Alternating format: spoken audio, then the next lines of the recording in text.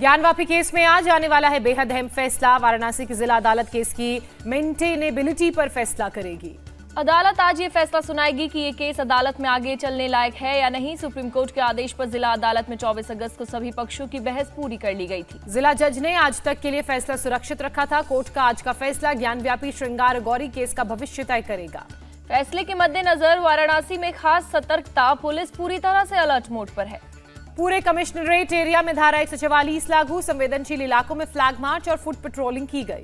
UP में गैर मान्यता प्राप्त मदरसों के सर्वे का फॉर्मेट तैयार होने के बाद आज से सर्वे का काम होगा शुरू। सवालों के दायरे में है 16,000 निजी मदरसे। सरकार ने मदरसों के सर्वेक्षण के लिए 12 पॉइंट्स तय किए। सर्वे टीम इन्हीं 12 पॉइंट्स के जरिए आंकड़े जुटाएगी। मंत्री दानिश अंसारी ने सर्वे को लेकर कहा, सरकार का मकसद मदरसों को मुख्य धारा में लाना है। उत्तर प्रदेश में लागू होने वाला है कॉमन सिविल कोड। खत्म हो जाएगा मुस्लिम पर्सनल लॉ।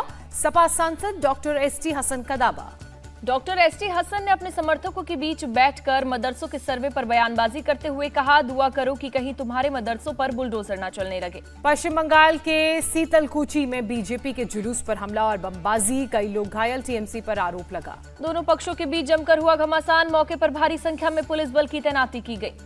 टीएमसी ने बमबाजी के आरोपों से इनकार किया। पुलिस मामले की जांच में जुटी।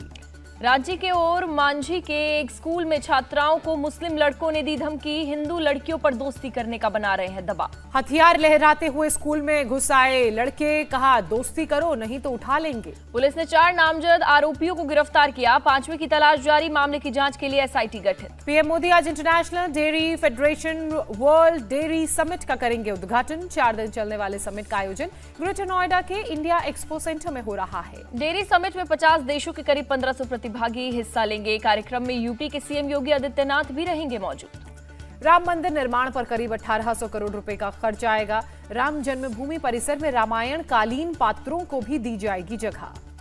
ज्योतिमठ और द्वारका पीठ के शंकराचार्य स्वामी स्वरूपानंद का निधन। 99 साल की उम्र में ली आखिरी सांस। आज नरसिंहपुर के परमहंसी गंगा आश्रम में दी जाएगी समाधि। माइनर हार्ट अटैक के बाद निधन। एलएसी के करीब लद्दाख में आर्मी चीफ मनोज पांडे ने फायर एंड फ्यूरी कोर के हेडक्वार्टर का किया दौरा। तैयारियों का लिया जायजा। आर्मी चीफ ने लद्दाख में अपने अपाचे हेलीकॉप्टर से भरी उड़ान। हेलीकॉप्टर की क्षमता का लिया जायजा। दिल्ली में एनसीपी के राष्ट्रीय सम्मेलन में हाई वोल्टेज ड्रामा। गुस्से में मंच छोड़कर चले गए अजित पवार।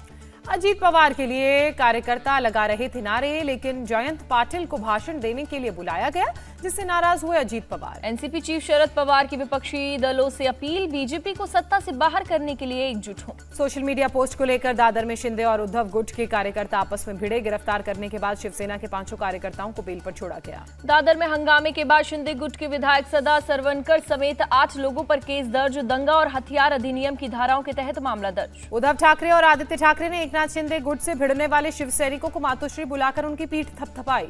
महाराष्ट्र के डिप्टी सीएम फडणवीस का बयान, शिवसेना में फूट के लिए उद्धव की कार्यशैली जिम्मेदार। कर्नाटक के पूर्व सीएम एचडी कुमारस्वामी ने तेलंगाना के सीएम केसीआर से मुलाकात की। नेशनल पॉलिटिक्स में केसीआर की भूमिका पर चर्चा। सीएम केसीआर ने कहा, जल्द ही एक नेशनल पार्टी बनाऊंगा, इसके लिए काम जारी है। बारामूला की रैली में गुलाम नबी आजाद ने 10 दिन में नई पार्टी बनाने की बात कही। आजादी के बाद सबने जम्मू कश्मीर को लूटा, ये भी कहा। गुलाम नबी आजाद ने कहा, मैं बीजेपी का नहीं नबी का गुलाम हूं। मैंने हमेशा अनुच्छेद 370 हटाने का विरोध किया। गुलाम नबी आजाद ने कहा, संसद में 2/3 बहुमत होने के बाद ही अनुच्छेद 370 की हो सकती है वापसी। कर्नाटक विधानसभा का 10 दिवसीय मानसून सत्र आज से शुरू हुआ। हंगामा होने के आसार। अरविंद केजरीवाल का 2 दिवसीय गुजरात दौरा। कई अलग अलग कार्यक्रमों में शामिल होंगे। कांग्रेस नेता जयराम रमेश आज प्रेस वार्ता करेंगे। दोपहर 12 बजे है कार्यक्रम। 15-16 सितंबर को उज्बेकिस्तान के दौरे पर जाएंगे प्रधानमंत्री नरेंद्र मोदी। एससीओ समिट में लेंगे हिस्सा।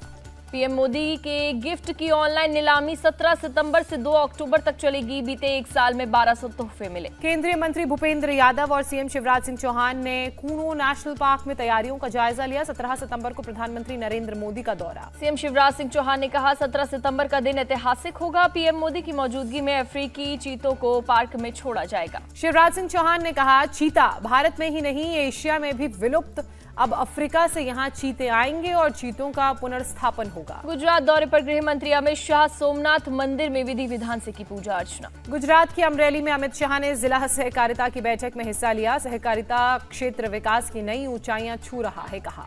रियाद में भारत के विदेश मंत्री डॉक्टर एस जयशंकर ने राजनयिकों को किया संबोधित, भारत और सऊदी अरब की साझेदारी पर बात। विदेश मंत्री ने जताई उम्मीद, रूस यूक्रेन युद्ध के बावजूद 7% का विकास दर छुएगा भारत। छत्तीसगढ़ के मुख्यमंत्री भूपेश बघेल ने गिनाई सरकार की उपलब्धियां, कहा सरकार की शुरू की गई योजनाओं से राज्य में हुआ सुधार। उत्तराखंड पुलिस के जवानों के ग्रेड पे की समस्या का समाधान, 5200 से अधिक पुलिस कर्मचारियों को मिलेगा प्रमोशन का मौका। जम्मू कश्मीर के उपराज्यपाल मनोज सिन्हा मेरठ पहुंचे, चौधरी चरण सिंह यूनिवर्सिटी में आयोजित दुष्यंत स्मृति समारोह में हुए शामिल। दुष्यंत स्मृति सम्मान समारोह में मनोज सिन्हा ने कहा, जम्मू कश्मीर अब बदल रहा है, घर घर तिरंगा अभियान में जम्मू कश्मीर पहले नंबर पर रहा। कांग्रेस प्रवक्ता गौरव वल्लभ ने पेट्रोलियम प्रोडक्ट के दामों को लेकर उठाए सवाल, कहा जून से सितंबर तक कच्चे तेल की कीमतों में 24% से ज्यादा की कमी, फिर क्यों नहीं हुए कम दाम। गौरव वल्लभ ने पूछा, देश में पेट्रोलियम पदार्थों की कीमतें केवल इलेक्शन डेट से ही निर्धारित होती हैं, ग्लोबल रेट से नहीं होती हैं क्या।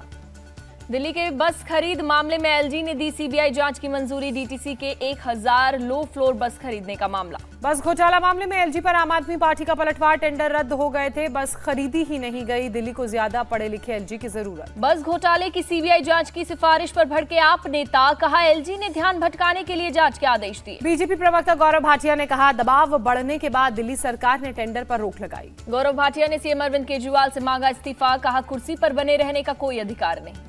बीजेपी नेता विजेंद्र गुप्ता का परिवहन मंत्री कैलाश गहलोत का घोटाले में शामिल होने का आरोप, कहा एक कंपनी को पहुंचाया गया फायदा। हरियाणा के हिसार में सर्वजातीय खाप महापंचायत का आयोजन, सोनाली फोगाट मर्डर केस की सीबीआई जांच की मांग। सोनाली फोगाट की बेटी यशोधरा फोगाट ने कहा, सरकार से अब कोई उम्मीद नहीं है। सोनाली फोगाट हत्याकांड पर हरियाणा के सीएम ने कहा, हमने सीबीआई जांच की मांग की थी, लेकिन गोवा पुलिस ने कहा परिवार संतुष्ट नहीं तो जांच सीबीआई को सौंपेंगे।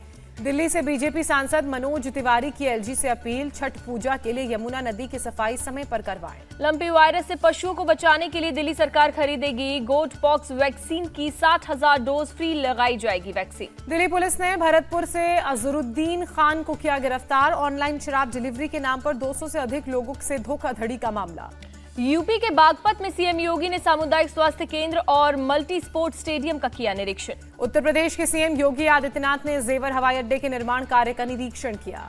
नोएडा के क्लियो काउंटी सोसाइटी में देरी से गेट खुलने पर सुतापा दास ने गार्ड को मारा थप्पड़, पुलिस ने किया गिरफ्तार। गाजियाबाद के सिहानी गांव की झुग्गियों में लगी आग, फायर ब्रिगेड की 2 गाड़ियों ने आग पर पाया काबू। इंदौर डेवलपमेंट अथॉरिटी की बिल्डिंग में लगी आग लगने के कारणों का पता नहीं चला। मध्य प्रदेश के रीवा में बच्चा चोरी के शक में 2 लड़कों की पिटाई, पूछताछ में पता चला एक स्कूली बच्चे का मौसेरा भाई था। हरिद्वार में बच्चा चोरी के आरोप में एक शख्स की पिटाई, पुलिस कर रही है मामले की जांच। सीएए की संवैधानिक वैधता पर आज सुप्रीम कोर्ट में होगी सुनवाई, दायर हैं 200 से ज्यादा पीआईएल। औरंगाबाद में अचानक बादल फटने जैसी घटना के बाद तेज बरसात, नदी में आई बाढ़, एक बुजुर्ग महिला और 2 लड़कियां बही। महिला और एक लड़की को बचाया गया, 14 साल की लड़की लापता, तलाश में चलाया गया ऑपरेशन। भारी बारिश के कारण वलज एमआईडीसी इलाके में देवगिरी नदी में आई बाढ़। भारी बारिश से बेहाल हुआ पुणे, भारी जलभराव से सड़कों पर गाड़ियां डूबी। भारी बारिश से लोगों की बड़ी मुसीबतें, घरों में घुसा पानी। गुजरात के भरूच में एक स्कूल के हेडमास्टर पर छात्रा के साथ रेप का आरोप, पुलिस के मुताबिक नवी की छात्रा के साथ कई बार किया दुष्कर्म। आरोपी के खिलाफ पॉक्सो एक्ट में मामला दर्ज, पुलिस ने आरोपी हेडमास्टर राकेश परमार को किया गिरफ्तार। उत्तर प्रदेश के अलीगढ़ में बदमाशों ने अंबेडकर की प्रतिमा को खंडित किया, मामला दर्ज कर पुलिस जांच में जुटी। राजस्थान के श्रीगंगानगर में बीएसएफ की कार्रवाई, एक पाकिस्तानी घुसपैठिए लियाकत अली को पकड़ा गया। सिद्धू मूसेवाला हत्याकांड में अब तक 23 लोगों की हुई है गिरफ्तारी, मुठभेड़ में 2 आरोपी भी मारे गए। दिल्ली के राजपार्क इलाके से गायब हुई बच्ची को पुलिस ने ढूंढ निकाला, सीसीटीवी फुटेज की मदद से पुलिस ने ढूंढ निकाला। दिल्ली पुलिस की गाड़ी से स्कूटी के टक्कर का सीसीटीवी फुटेज आया सामने, घायल महिला अस्पताल में भर्ती। यूक्रेन के खार्किव में रूस ने किया मिसाइल हमला, यूक्रेन के दूसरे सबसे बड़े बिजली प्लांट में लगी भीषण आग। प्लांट में काम कर रहे एक व्यक्ति की मौत, खार्किव और दोनेत्स्क क्षेत्रों में ब्लैकआउट।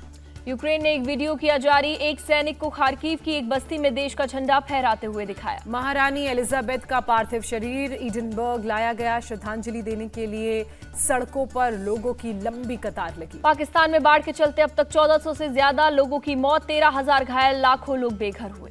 बाढ़ ने सड़क और संचार बुनियादी ढांचे को नष्ट किया, संयुक्त राष्ट्र महासचिव एंटोनियो गुटेरेस ने मदद की अपील की। सर्बिया की राजधानी बेलग्रेड में एलजीबीटी कार्यक्रम पर बैन के समर्थन में उतरे लोग, पारंपरिक मूल्यों को बताया खतरा। श्रीलंका बना एशिया का चैंपियन, फाइनल में पाकिस्तान को 23 रन से हराया।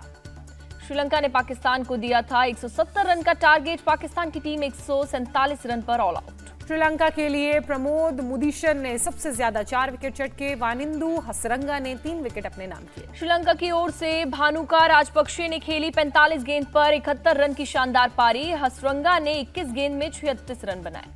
पाकिस्तान के लिए हारिस रऊफ ने सबसे ज्यादा 3 विकेट चटके। शाबाद, नसीम शाह और इफ्तिखार अहमद को 1-1 विकेट मिला। पाकिस्तान के लिए सबसे ज्यादा मोहम्मद रिजवान ने 55 रन बनाए। बाबर आजम फिर रहे फ्लॉप। श्रीलंका के Bhanuka Rajapaksa player of the match चुने गए। वानिंदु हसरंगा को प्लेयर ऑफ द सीरीज का खिताब मिला। एशिया कप जीतने के बाद श्रीलंका के खिलाड़ियों ने मनाया जश्न। ट्रॉफी लेकर जमकर किया डांस। इंडिया टीवी हर वक्त हर जगह डाउनलोड करने के लिए सर्च करें India TV news Google play store या ऐप स्टोर पर।